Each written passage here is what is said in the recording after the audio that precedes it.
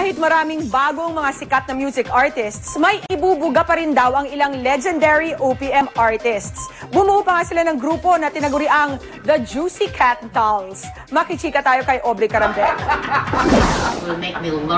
Nais raw patunayan ng mga legendary OPM artists na sina Mitch Valdez, Nanette Inventor at Pilita Corrales na may asim pa sila.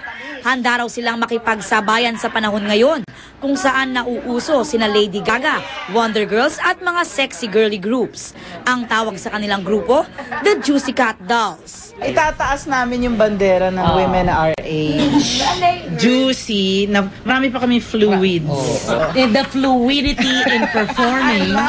Di ba the fluid that is necessary and energy in performing? Meron pa kami noon. Mapapanood ang kanilang trio sa isang pre-Valentine show na The Juicy Cat Dolls, No Preservatives Added. Makakasama rin nila si Cynthia Patag na matagal na rin hindi napapanood sa TV Manong Entablado.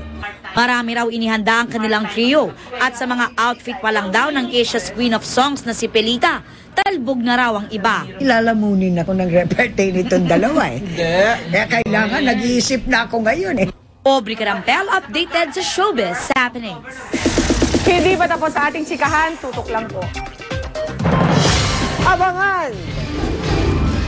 Koponan ng Pilipinas, pasok na sa semifinals ng Dubai International Basketball Championship.